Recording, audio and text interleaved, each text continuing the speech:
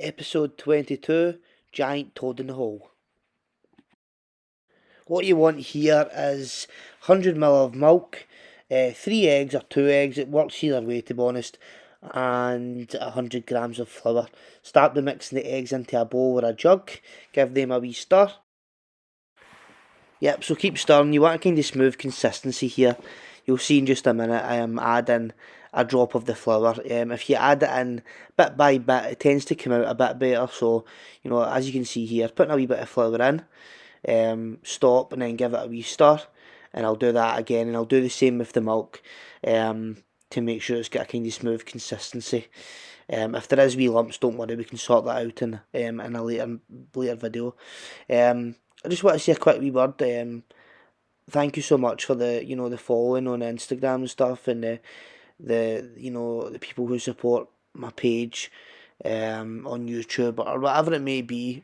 Cooking something that I've always loved since I was a wee boy. Kind of learned how to cook myself. And it's something that I would love to do as a career. So, you never know. I mean, these videos might not be the best quality now, but I'm learning, getting better. Got a MacBook now. I'm going to get a nice camera.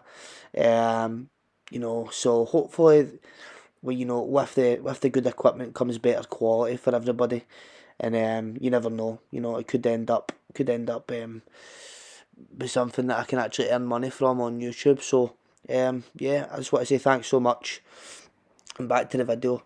As you can see here, I've already added in the rest of the flour. I'm just adding in a wee bit more milk. Make sure it's nice and smooth. I think I end up with a couple of wee lumps, but I sorted it out in the next video, as you'll see. Yep, so as you can see there, I'm pouring the Yorkshire pudding mixture through a sieve, just to sieve out any of the wee lumps that you may find. Yep, so as you can see here, it'll be a nice smooth consistency and texture, which is ideal for Yorkshire puddings. So you want to shove that in the fridge for about 30 minutes. Now you want to get some high quality pork sausages, about 5 or 6 would be ideal. Season them well with salt and pepper. Now you want to get yourself a frying pan, put it on a nice high heat, 7 or 8, and then shove your sausages into the pan. You'll hear that nice sizzle. We want to brown these sausages on all sides. We don't want to cook them fully through, we just want to brown them on all sides. Just listen to that sizzle with the sausages. Make sure they're brown on all sides. And yes, I've left my tripod in full view. Go easy on me, I'm still learning. So once the sausages are out of the pan, nice and browned, you put them on a bit of kitchen roll that drains any excess fat or grease off them.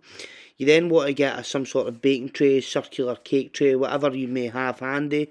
Cover that with oil so the Yorkshire pudding batter doesn't stick.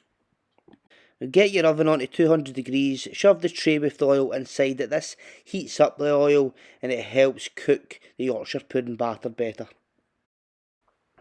Okay, so what we're going to do now is take the tray out the oven that was filled with oil. That'll be nice and sizzling. Perfect. We're then going to get into the fridge, grab the batter mixture from earlier on. This should be a nice and smooth consistency, yep. We're then going to start placing our sausages in the giant Yorkshire pudding tray.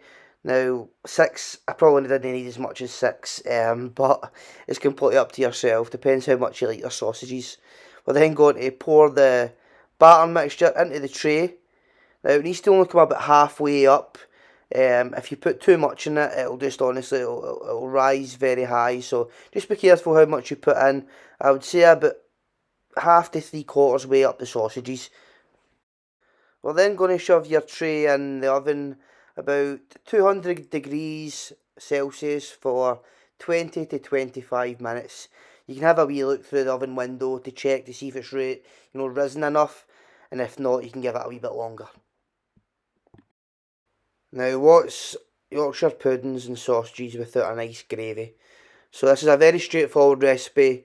Bristol granules, 2 gravy stock cubes, obviously your hot water, salt, pepper, some garlic granules or garlic powder, and some thyme.